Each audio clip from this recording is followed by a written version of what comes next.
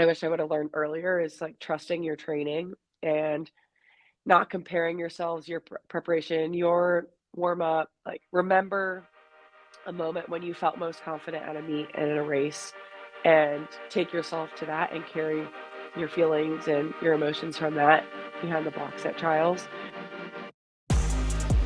Welcome, where we aim to highlight inspiring people doing amazing things in the Swim Strong family and in the greater swim community.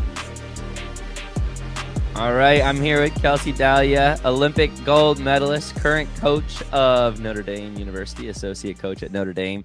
And there's so many awesome things about her life that I'm excited for you guys to get to hear. But before we dive into that, Kelsi, we have to do our rapid fire questions. Are you ready? Let's go. All right, here we go.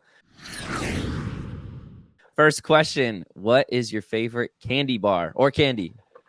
I really like Take Fives. Oh, good. I haven't heard that one before. How about your favorite movie? The first one that comes to mind is Despicable Me. Good You never choice. watch it. What would be your walkout song currently? My walkout song since my freshman year of college has been Girl on Fire. I love it. How about your favorite cartoon character? Well, I got to go with Gru. That makes sense. Yes. All right. Your least favorite race in swimming history? I mean, that's a hard one now as a coach because I don't want to pick one. That somebody else does. The worst one to swim. For you to swim. Like the mile. The mile. But Okay. I honestly love watching it and cheering for it. We were pretty strategic in our cheering here. Sorry, that wasn't really a rapid answer, but No, that's great. Changes when you go from athlete to coach, how you answer a question like that. Mhm. That's funny. How about your favorite hospitality room now as a coach? Best hospitality room you've been to? Ooh, I haven't had enough time to visit. I've been on deck for the most part, but I just think Ohio State has done a great job running all their meets. So I'm going to give OSU a shout out. Awesome. Credit to them. Awesome. How about if you could meet any movie star or celebrity in the world, who would you spend a day with? The first one that comes to mind is Blake Lively. I think she rocks it as a mom and wife and star, and she seems pretty down to earth. That's awesome. Last one. If you had to survive on a deserted island and you could only pick two people from the Notre Dame team or staff to survive, who gives you the best chance of survival? Who are you taking?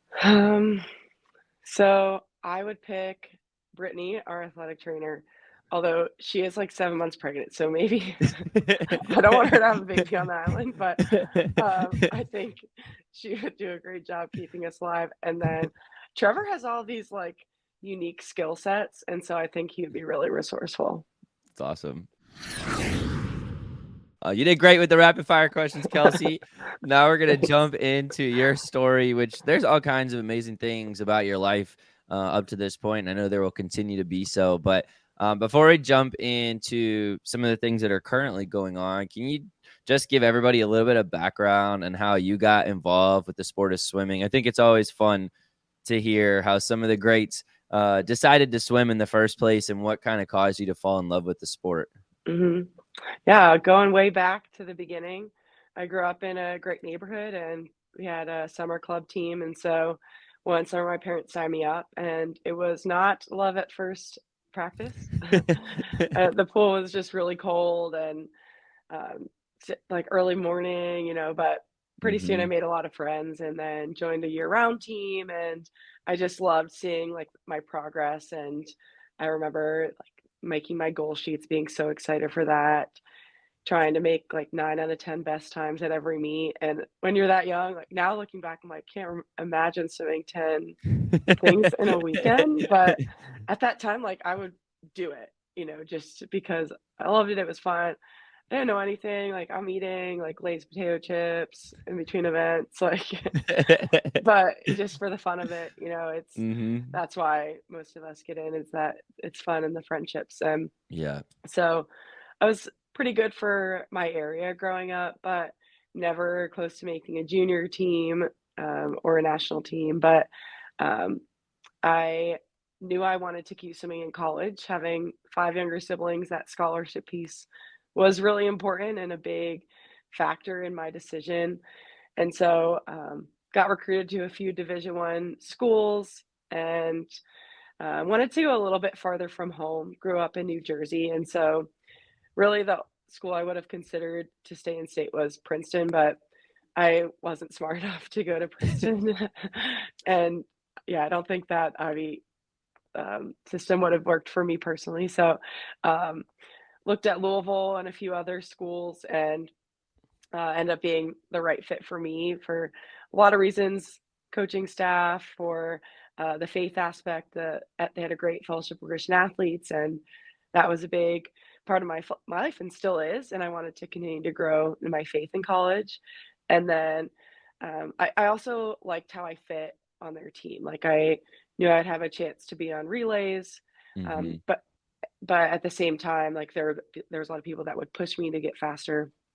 I grew up as the fastest on my team and would go to some meets all by myself on my team. And so um, learned a lot through that, but I wanted a different experience in college. And Yeah. so made it to Louisville. And in my last year in high school, I did qualify for Olympic trials. So I did get to go and get that experience, but I went totally as a fan. Like Yeah. I went and watched finals, and I don't think I got any autographs. I think I knew that much at that point, but Who is your like swimming idol at that point? Who were you excited to watch um, race? I was really a big fan of Colin Jones at the time. And what's really crazy is 3 years later, we were on Pan American Games team That's together. wild. And I think I admitted to him too. I was like, I had your autograph. That's Which is awesome. crazy how that ended up working. But um, That's do you want super me to cool. keep No, that's going or perfect. just That's okay? perfect. That's perfect. Yeah. Obviously there's a lot more, but that's a perfect cutoff point there. Cause I'm curious, you mentioned too that you hadn't been on a junior national team, let alone a national team. And that's pretty rare. You made Olympic trials like your senior year, but hadn't been on junior national or national team. And I think a lot of people who see it is very common for sure for Olympians to have been on one of those teams when they're in high school. But I think also sometimes people put so much stress on being as the best you can be in high school, or else I'm not gonna amount to anything super successful. And obviously that's not true. And I hope we can have people who realize that that's the furthest thing from the truth. But for you, challenging for you mentally, were you like, like, did you think of yourself as a top tier swim athlete at that point? Did you know you had a lot left in the tank, or did you struggle with like maybe, or maybe it wasn't even on your mind? I'm just curious as to the thought process around that time. Mm-hmm. I would remember getting the Splash magazine. There's a Splash still comes out, right? Yep. And twice a year they would put the top 10 rankings for each age group and each event. And maybe once I was on it. Like so I knew, like I'm like, if I can't even be in the top 10 of my age group, like I have to be everyone in the whole country in every age group to make the Olympics, you know? Mm-hmm. So I was like a realist. I would read the stories of how all the top people were training. And I was like, I just don't think I work hard enough. I don't think I have the resources. And I love my club coach. His name's Garrett. He's awesome. And we still text every once in a while now, like comparing pictures of our kids, which is just wild. That is Um, wild. but he was really creative. We had just a 25-yard pool, 6 lanes. That's what I grew up training in. Mm-hmm. And we didn't have the resources to buy towers, to buy racks. We had some weights on the side of the pool that were donated that were rusty. Um, and he created his own pulley system, like attaching a rope to the roof that he Wow. created himself. He went to Home Depot, made it all. There That's was one awesome. spring I trained with a pull buoy attached to a string, like on a belt, like start to finish, like all practice. Like I swam with Wow. that. Wow. So he was really creative and he did the best with like what we had.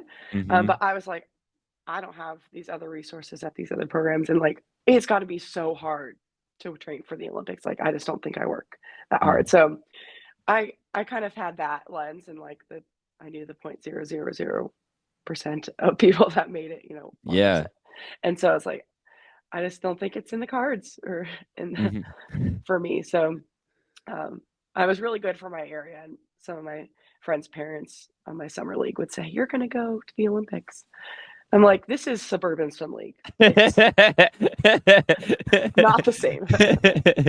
It is funny, people outside of swimming, they really don't understand like what it means to get to that next level. There's a lot of like superstars in certain areas that everybody thinks they're gonna the next step is the Olympics in their mind because they don't fully understand the sport. But it turns out they were right.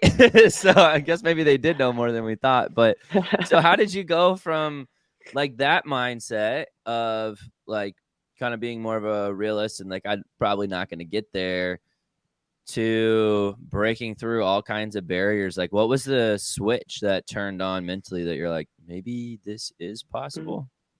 Well, I think the one constant was that I loved the sport Hmm. and that I just kept trying to get a little bit better. That's kind of Arthur's motto, is just getting 1% better every day.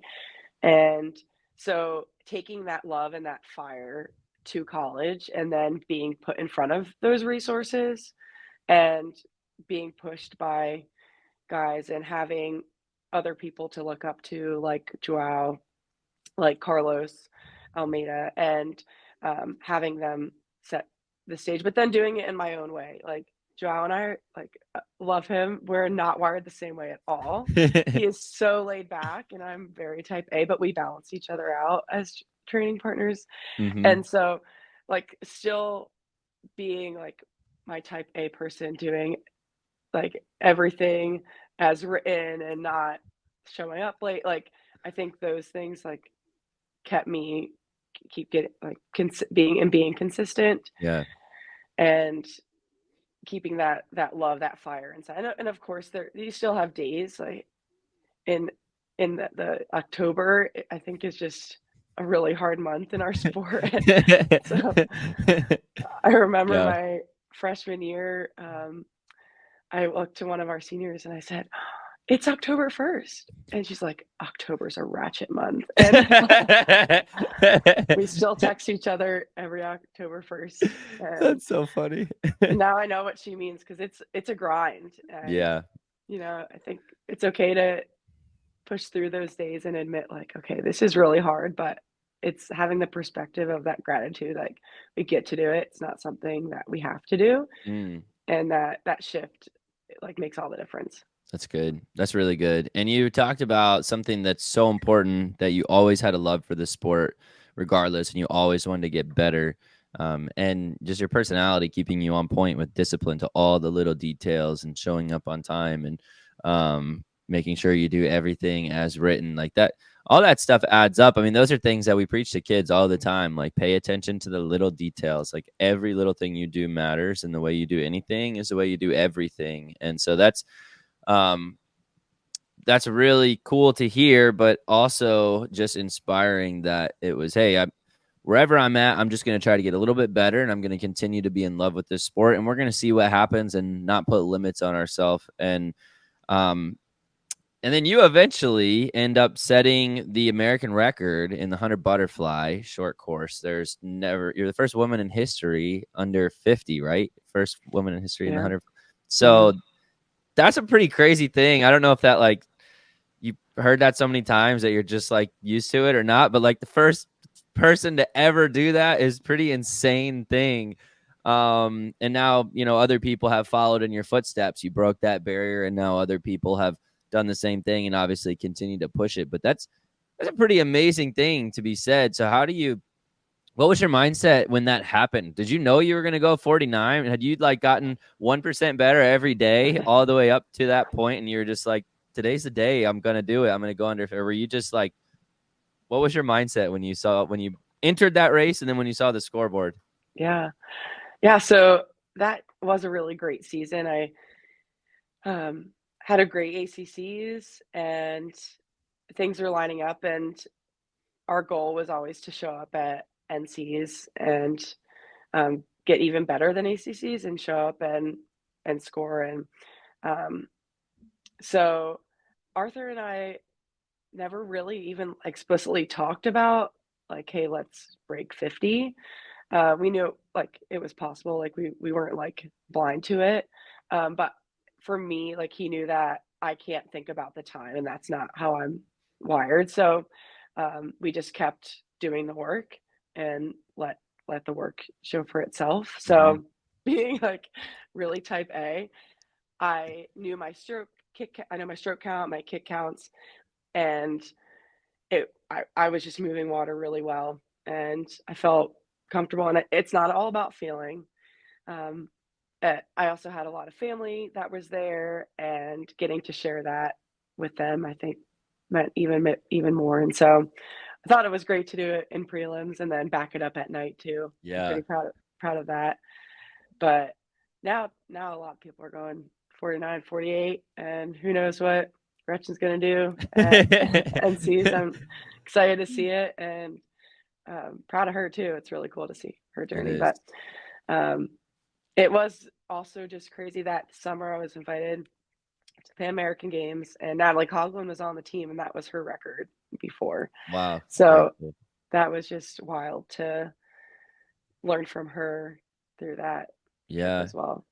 It is really cool to see how the sport has continues to progress, and it seems like super fast. But it always takes something I always like mention to our athletes is that it just takes that one person who does something that nobody's ever done, and then a bunch of other people do it, Hmm. and you were that person, and that's incredible. And after you did that, did you find it harder to be the way you were previously, where you're just like, let's just see what happens, I'm not going to worry about the results, I'm not going to, where you were like, I just set an American record? Like, did you now have a whole new weight on your shoulders or a pressure every time you jump in, or were you able to manage the expectations well and keep the same mentality?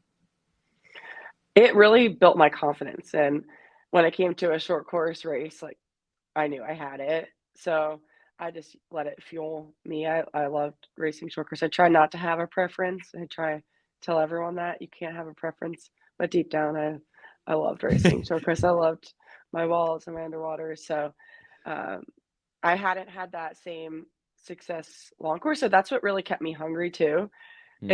Was having the chance. I had some illness and injuries my first couple summers in college, and so um, I like couldn't fall asleep the last night of NCAA's because all I could think about was, okay, if things are going this well short course, like what's going to happen long course? Hmm. So that just kept me really excited.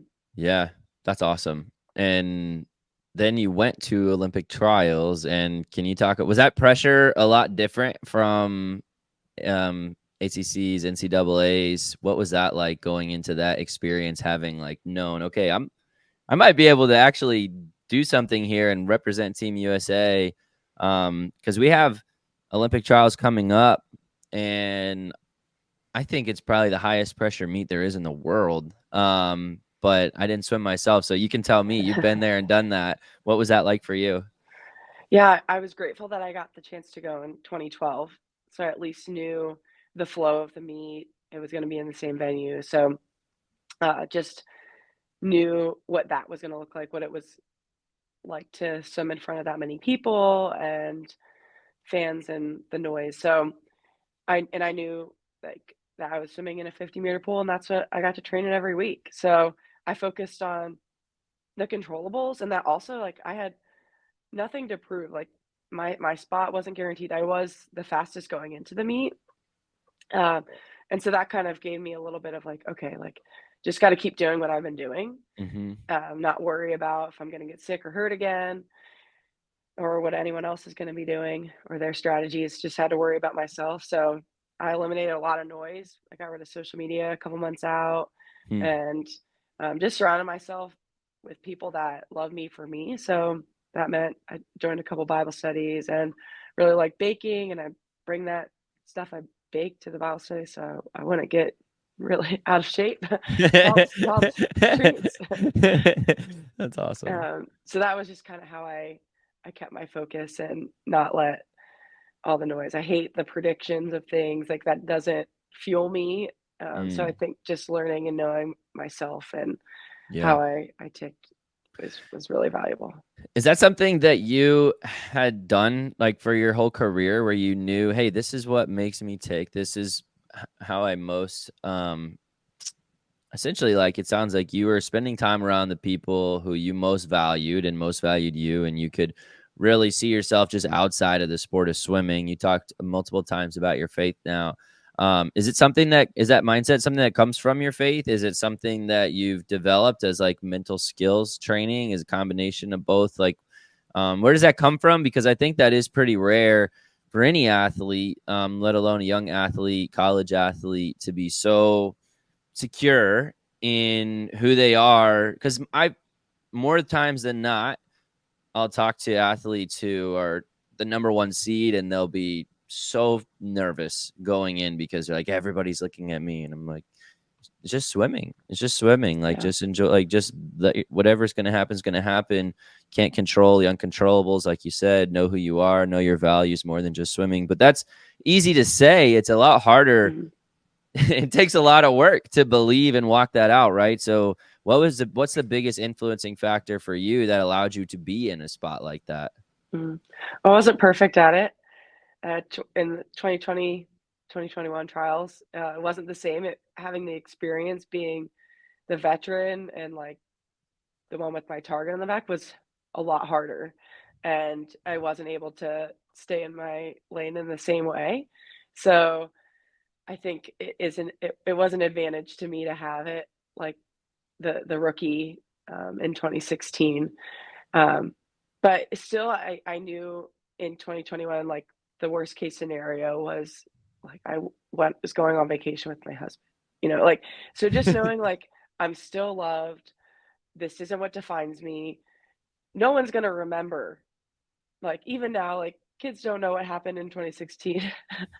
Like it's the fact, like it's 8 years ago. People have really short memories. Yep. And I'm grateful for the experience. I learned so much from it. It's opened up a lot of doors, and it was a huge honor to represent Team USA, but it's not what defines me.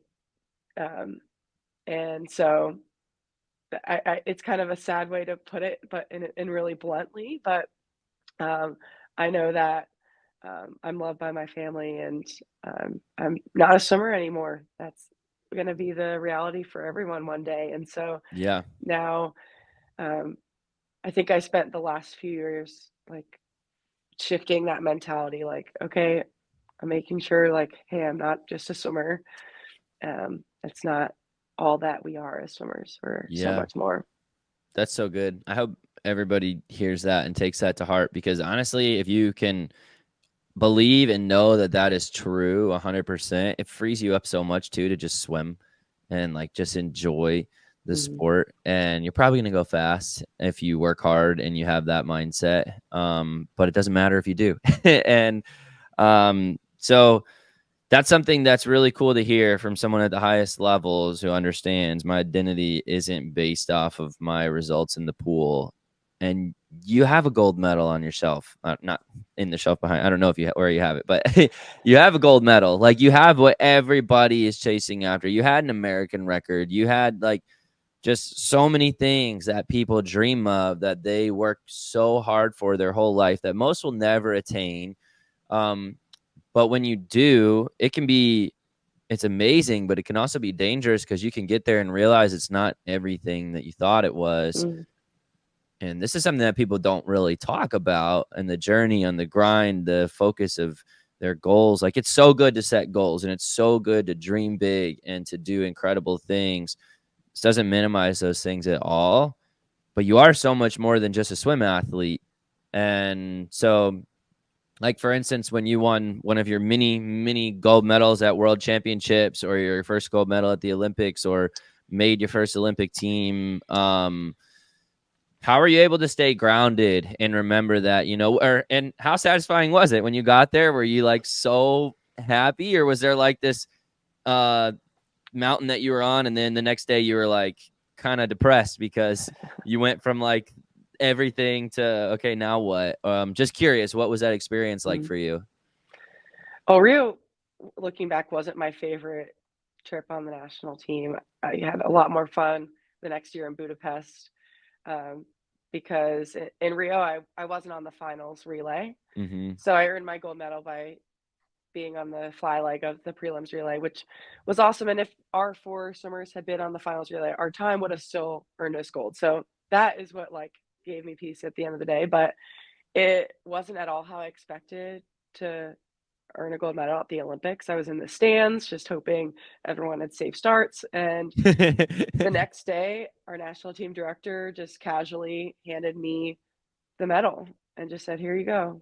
It wasn't in front of anyone. There wasn't a fanfare. Like it was Mm, just kind of deflating. And it took a really long time for me to feel like I had earned it. And mm, it felt like I came back and no one cared about Kelsi, the person. They just cared about Kelsi, who has a gold medal now. mm.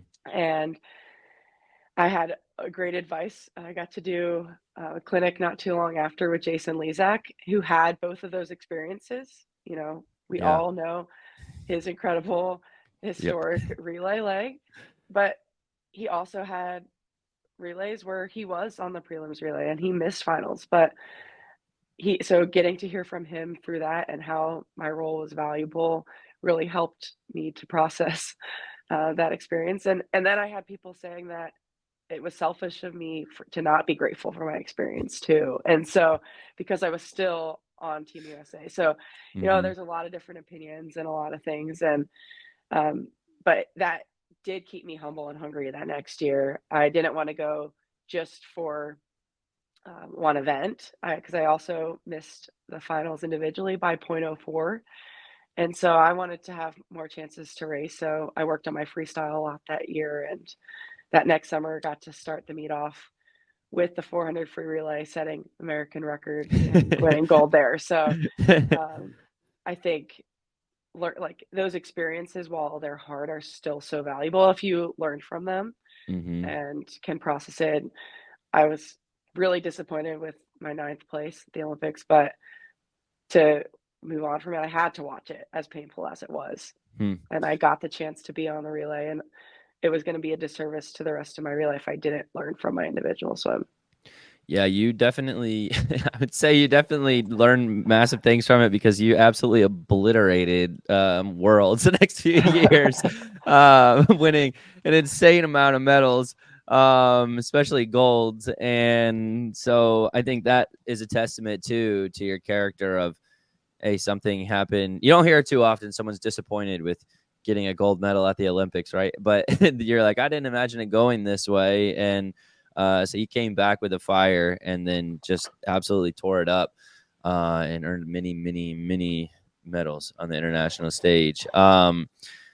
But then going through kind of that whole process, then for the next handful of years, you continued to swim at the highest level, and then not too long ago now decided to retire from competitive swimming before you got into coaching. What went through your mind in that process? What was that like for you? Oh, the decision to retire Yeah. and go through. So after missing the Tokyo team, I took the summer. I trained outside with my husband and just did some singles. And I knew that I wanted to give it one more go around, one more try, and then I was ready to move on. So, uh, and part of that decision was that I was showing up to practice not with that burning desire to get better anymore. It Mm. was more of a let's not get worse, and that's not gonna make it's not a sustainable way to keep training. So, Mm. but I also wanted a little bit of a change. So that's when I started doing Chris Lindauer's practices, and so here I am at this summer club. People are lounging, maybe having some adult beverages on the side of the pool. And there I am doing 2050s all out, doing like push-ups in between, like doing some random stuff. And, but more so just enjoying it and using it as like a way to recharge in the sun. So, going into that, I had also committed to ISL and wanted to see what I could do just doing singles, and worked out pretty well. I swam my best ISL season that I had, went best times, and even managed to do a pretty good two fly with that single training. I think I That's had awesome. some good aerobic background, but um, and then I just committed to go through April through the world trials. And so behind the scenes, Coach Chris was getting recruited for and applying for the head coach job at Notre Dame. Mm-hmm. I found out because he had asked my brother to write a letter of recommendation. My brother was also at Louisville and a senior and a captain and one of Chris's swimmers. And he just said a coach asked him for a letter. So I connected the dots and I said, confronted Chris. I said, "Are you leaving us?" Even though I was about to be done too. Yeah.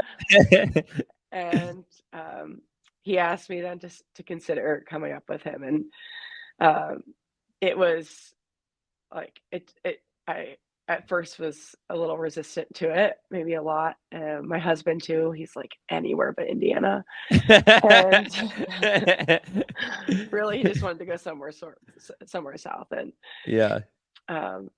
so yeah, then I couldn't stop thinking about it, and Mm. the connection piece and having great coaches myself and aspiring to be like them and wanting to connect with the athletes and give them a great experience is what kept me up at night. So That's cool. So it went from being really, really excited about your swim career to being really, really excited and having trouble sleeping thinking about a coaching career. And sounds like you're just following what you were in love with at the time and your passions. And that is that's really hard for people to do sometimes because there's just scary leaps to be like, okay, I'm going to move to Indiana, which I get that. I get it. I'm from there, so I can say this. I understand why you wouldn't want to live there. But there's a lot of awesome things about Indiana. yes, But people yes. just don't know, it's like, where is that state again? And you guys have cornfields and what else? But there is more than that. And for swimming, it's a pretty awesome mecca of of the swimming world, in my opinion. But anyway, I totally get the sentiment. And I've had similar thoughts myself, especially after living in Miami.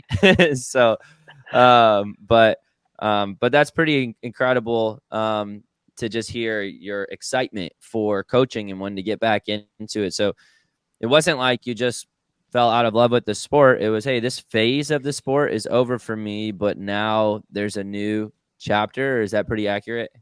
Yeah, I still love the sport the whole time, and that's also a reason why I wanted to stay in coaching because I still felt like there was a lot for me to do around the sport and on deck, and I had learned a lot in my career that I wanted to share and pass on. So, yeah, it's From been a great fit. From coaching versus being a swimmer now, obviously I know the swim career is a lot longer than the coaching career at this point, but what's been the most challenging thing for you as a coach now, standing on the deck as opposed to doing the work in the water? Or some of the biggest lessons you feel like you've learned just being on the other side of it? I'm sure there's challenges that you experience that a lot of people maybe don't. Oh, so maybe the hardest thing is just that like you can't do it for your swimmers, and Mm, you only get to see such a small part of things, and it's the 95% of what you do outside of the pool that is matters even more. So um, just helping, I think we've made a lot of leaps this year is like learning how to be a 24/7 athlete and think about having that mentality mm, when you're at the dining hall, when you're going to sleep, um, even who you're surrounding yourself with that have similar goals and mindsets. Like we made a lot of leaps this year in those areas. So, but I can't at the end of the day get it and have them kick to 15 meters off the wall. So, yeah. you know, Yeah, no, that I feel like that's got to be so hard for every former athlete become coach. Like you know what it takes, and if you see people not doing what it takes, you want it so bad for them, but you have to, you can't. And so it's definitely a unique experience. And also, congratulations on this, by the way. But you're also a mother. yeah, Um, yeah. so being a mother now, how has that changed your perspective on coaching, swimming, life? I know it's a big question and maybe it's not as drastic as some people might think, but how has that changed your perspective on the swimming world versus family life? Oh, well, I found out I was expecting after my interview, and then 2 days before I officially got my contract here. So Wow. it was a lot of change all at once, and it's really overwhelming because my identity was already shifting away from being a swimmer now as a coach, and now here I am adding mom to that, away from the community I've been around for 10 years. So Hmm. pretty scary, all at once, but I'm really so grateful. I think being a mom makes me a better coach, and being a coach makes me be a better mom, helps me be a better mom. So, Hmm. um, I love getting to bring my daughter around and have my team see me as a mom, and I'm so grateful that my daughter gets to have these 70 role models to look up to. That's So cool. Zia is 13 months now, Wow. and she's running all over the place, and it's a blast. It's really hard at things like ACCs where I'm so torn, like emotionally, where I'm missing her so much, but like over the moon with how the team's doing, and that's where it really gets hard. But Hmm. otherwise, I'm grateful for the support that I have from our staff, and we've had 4 babies and 3 more coming in the last year and a half. So Wow. there's a lot of little ones around. So I think that allows us to have some empathy for each other when, like, I've been up since 2 a.m., Yeah. but I really grateful to be in that stage and to feel the support from our administration and other coaches too. Our golf coach had a baby not long after me, and our strength coach before me. So I've got a lot of people side by side, and love the babysitters that I have here too. Shout out. Yes. Now, have you put any thought into what sports she'll do? Have you thought about her in the pool, or do you guys just whatever she wants to do, she's gonna do? How does an former Olympian think about that? Well, my husband's also a swimmer, so she'll need to at least be water safe. And she loves bath time. We got to swim together at training camp, and she got to love it. It was not love at first splash either, but I do think volleyball is pretty cool. I hope that she'll be pretty tall. I think that she will be. We're both 6 foot, so um, but I want her to choose it. I don't want her to be forced. And I've Mhm. talked to some other girls who've had moms as Olympians through the recruiting cycle, and have tried to pick their brains, like, okay, why are you in the sport? What did your moms do right Hmm. through your childhood? And so if she can't escape it and she falls in love with it too, we'll be all for it. But um, I've got some other great people around here at Notre Dame to give me good advice on some of That's these other cool. sports. That is really cool. And given all of your different life experiences, is there anything that you would have shared with your younger self, like high school or college, or that you would share with a swimmer now, kind of in your shoes, getting ready for Olympic trials or dreaming, hoping to be like you and do some of the things that you've done?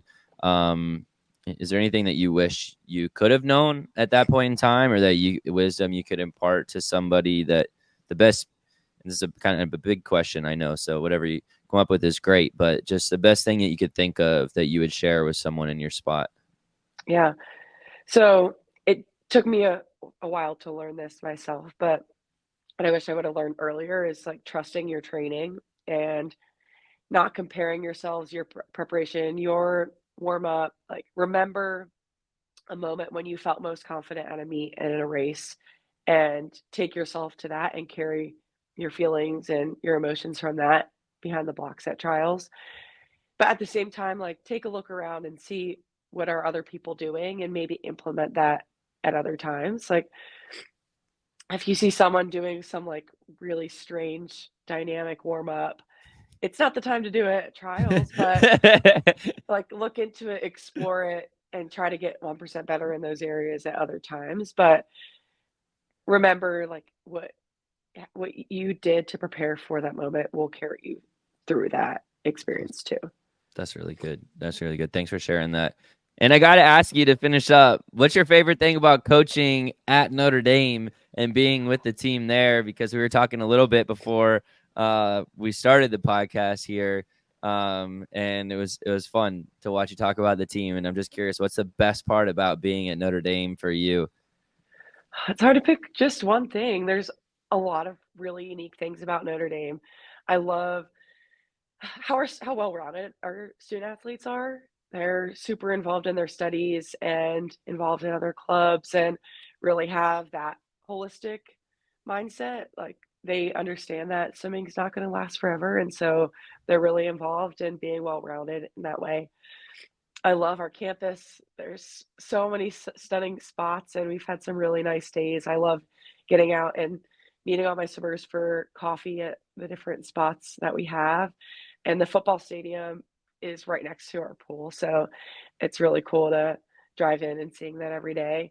And we have a lot of support from alumni all around the country and the world too. Yeah. So that's a really unique thing that I've seen here, and the love that swimmers have when they become swimmers and graduate from Notre Dame, and how involved that they want to be and how proud they are of where this team is Yeah. not something that you see everywhere. So there's a lot of really cool things, but those are some highlights.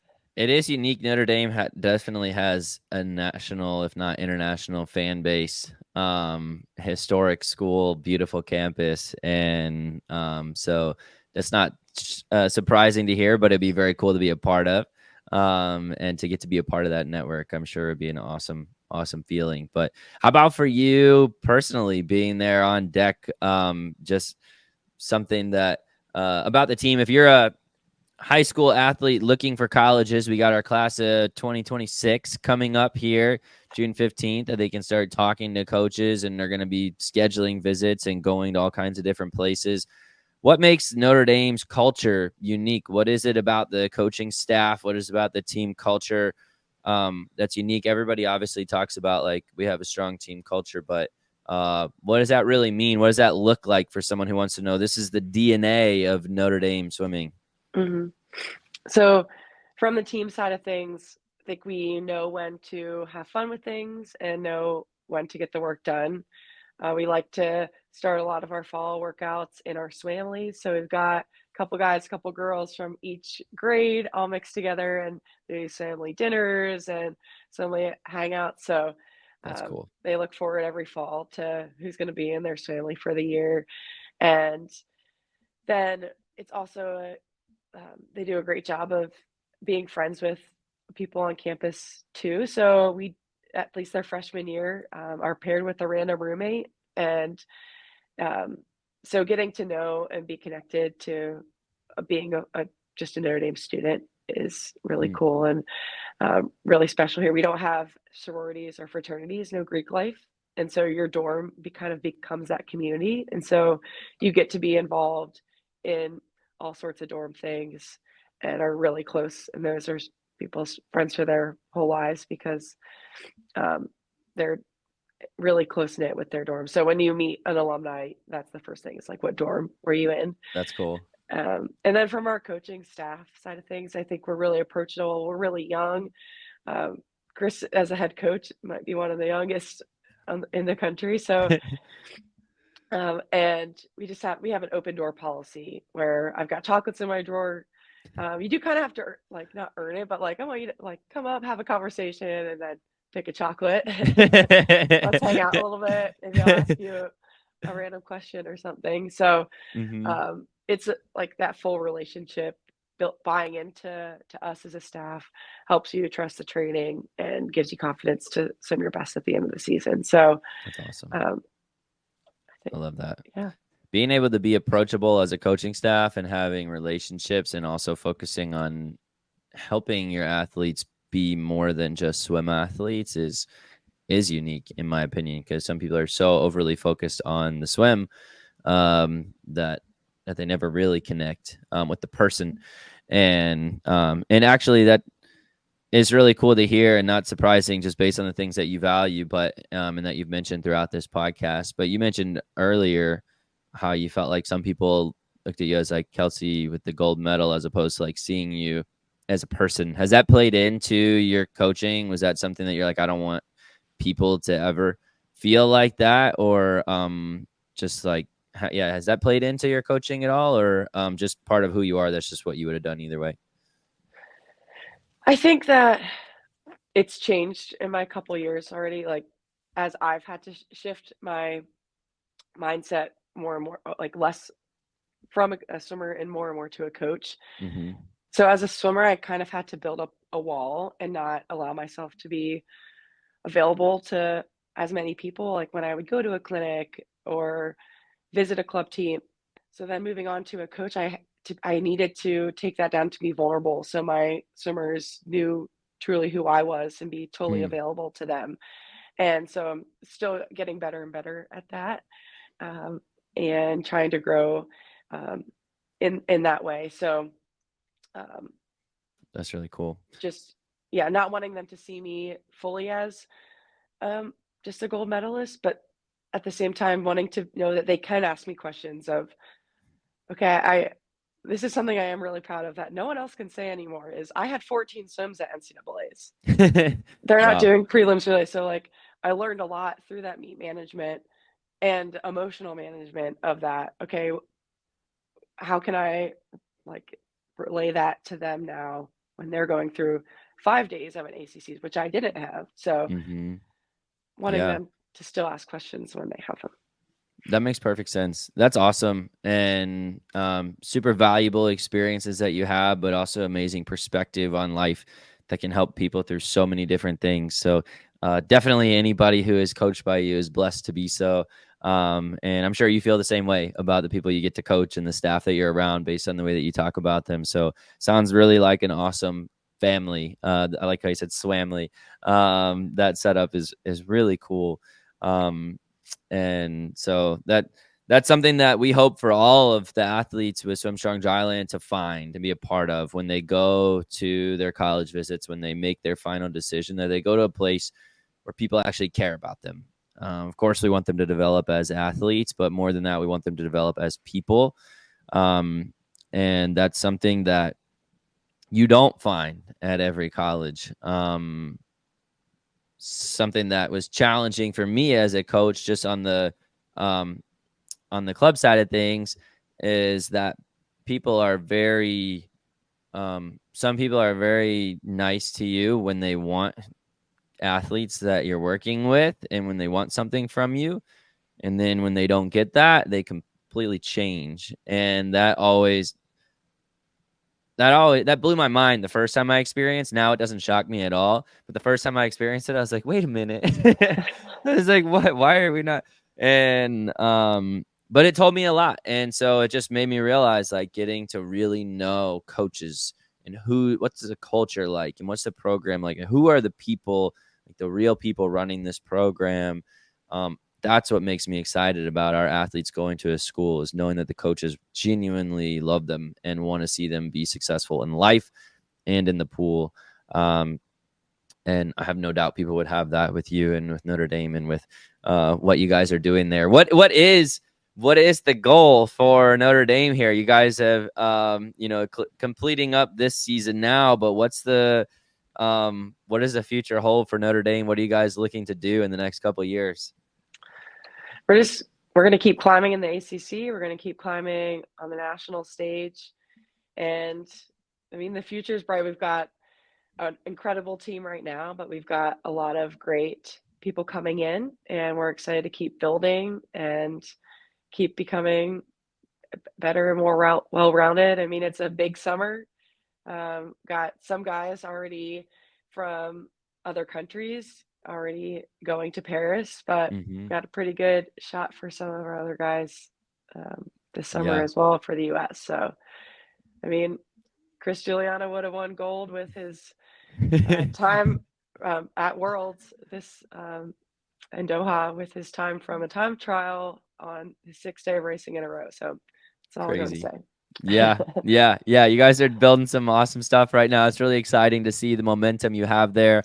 And no doubt it's just honestly stemming from the culture that you guys have created and the love that you guys have for the team, and just all the discipline and the hard work and all those things come as a byproduct after that. And so, but Kelsi, thank you so much for your time here today. It's absolutely awesome. All the things that you have done for the swim community, inspired millions around the world. And I know you'll continue to do so in your new roles as both a mom and a coach, and whatever other roles continue to come your way as time goes on. But thank you so much for everything you've done, and thank you for taking the time to be on here.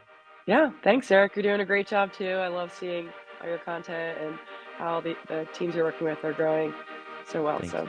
I appreciate it. Thanks so much. If you enjoyed this episode, subscribe to our YouTube channel to catch a new episode each Monday. You can also check us out on social media at SwimStrong Dryland. If you would like to join the SwimStrong family, visit our website at swimstrongdryland.com.